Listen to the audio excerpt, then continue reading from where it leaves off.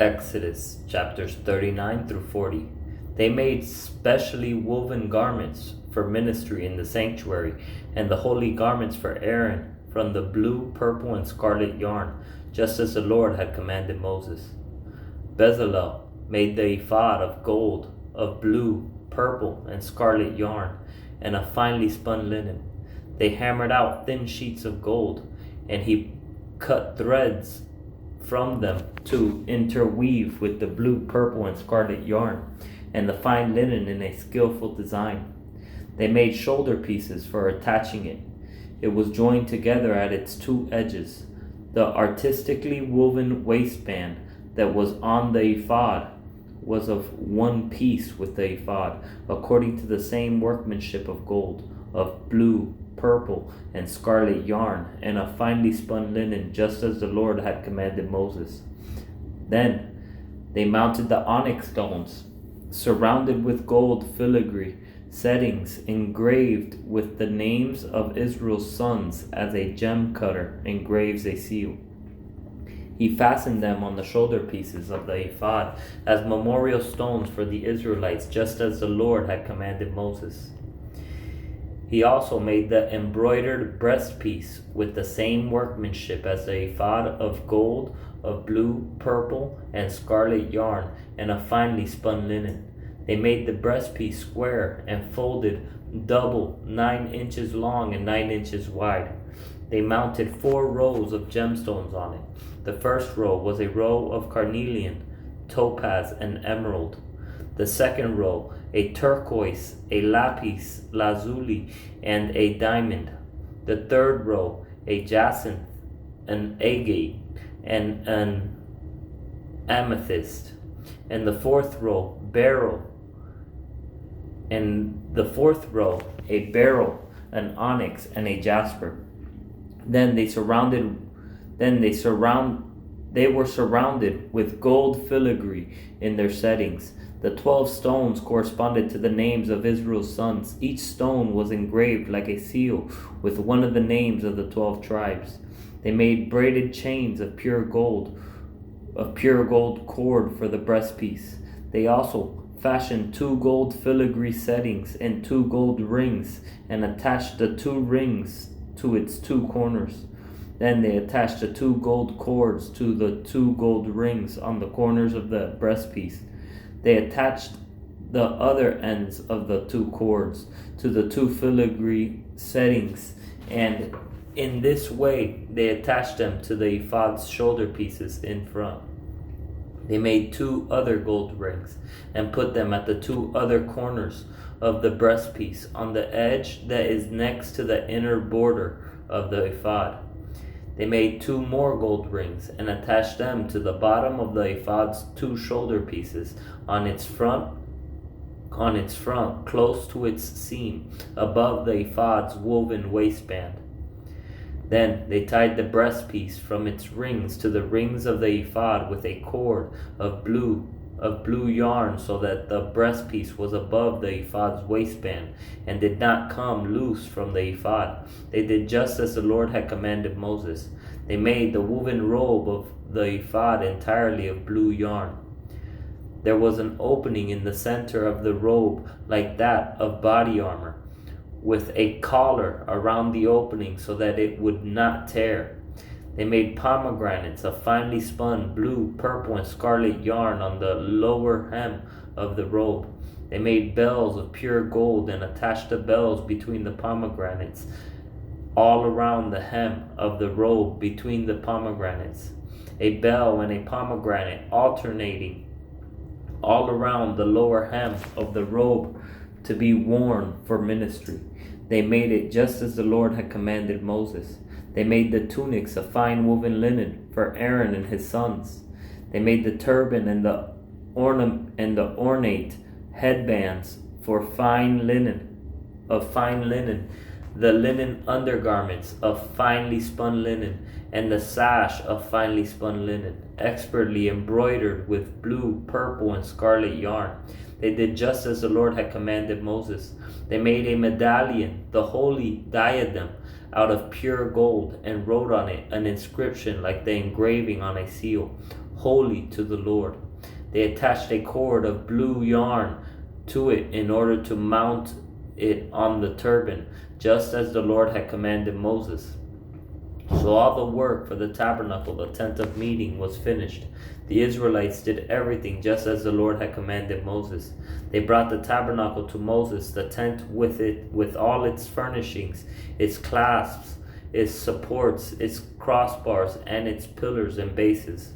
The covering of ram skins dyed red, and the covering of fine leather, the curtain for the screen, the ark of the testimony with its poles and the mercy seat, the table, all its utensils, and the bread of the presence, the pure gold lampstand with its lamps arranged, and all its utensils, as well as the oil for the light, the gold altar, the anointing oil, the fragrant incense, the screen for the entrance to the tent, the bronze altar with its bronze grate, its poles and all its utensils, the basin with its stand, the hangings of the courtyard, its posts and bases, the screen for the gate of the courtyard, its ropes and tent pegs, and all the furnishings for the service of the tabernacle, the tent of meeting, and the specially woven garments for ministering in the sanctuary, the holy garments for the priest Aaron, and the garments for his sons to serve as priests. The Israelites had done all the work according to everything the Lord had commanded Moses. Moses inspected all the work they had accomplished. They had done just as the Lord commanded. Then Moses blessed them. The Lord spoke to Moses, "You are to set up the tabernacle, the tent of meeting, on the first day of the first month. Put the ark of the testimony there and screen off the ark with the curtain. Then bring in the table and lay out its arrangement. Also bring in the lampstand and set up its lamps. Place the gold altar for incense in front of the ark of the testimony. Put up the screen for the entrance to the tabernacle. Position the altar of burnt offering in front of the entrance to the tabernacle, the tent of meeting. Place the basin between the tent of meeting and the altar, and put water in it. Assemble the surrounding courtyard and hang the screen for the gate of the courtyard. Take the anointing oil and anoint the tabernacle and everything in it. Consecrate it along with all its furnishings so that it will be holy. Anoint the altar of burnt offering and all its utensils. Consecrate the altar so that it will be especially holy. Anoint the basin and its stand and consecrate it. Then bring Aaron and his sons to the entrance to the tent of meeting and wash them with water. Clothe Aaron with the holy garments, anoint him and consecrate him so that he can serve me as a priest. Have his sons come forward and clothe them in tunics. Anoint them just as you anointed their father, so that they may also serve me as priests. Their anointing will serve to inaugurate a permanent priesthood for them throughout their generations. Moses did everything just as the Lord had commanded him. The tabernacle was set up in the first month of the second year of the first day of the month. Moses set up the tabernacle. He laid its bases, positioned its supports, inserted its crossbars, and set up its pillars. Then he spread the tent over the tabernacle and put the covering of the tent on top of it, just as the Lord had commanded Moses. Moses took the testimony and placed it in the ark and attached the poles to the ark. He set the mercy seat on top of the ark. He brought the ark into the tabernacle, put up the curtain for the screen, and screened off the ark of the testimony, just as the Lord had commanded him. Moses placed the table in the tent of meeting on the north side of the tabernacle outside the curtain. He arranged the bread on it before the Lord, just as the Lord had commanded him. He put the lampstand in the tent of meeting opposite the table on the south side of the tabernacle, and set up the lamps before the Lord, just as the Lord had commanded him. Moses installed the gold altar in the tent of meeting in front of the curtain, and burned fragrant incense on it, just as the Lord had commanded him. He put up the screen at the entrance to the tabernacle. He placed the altar of burnt offering at the entrance to the tabernacle, the tent of meeting, and offered the burnt offering and the grain offering on it, just as the Lord had commanded him. He set the basin between the tent of meeting and the altar, and put water in it for washing.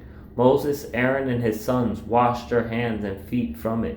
They washed whenever they came to the tent of meeting, and approached the altar just as the Lord had commanded Moses. Next, Moses set up the surrounding courtyard for the tabernacle and the altar, and hung a screen for the gate of the courtyard. So Moses finished the work.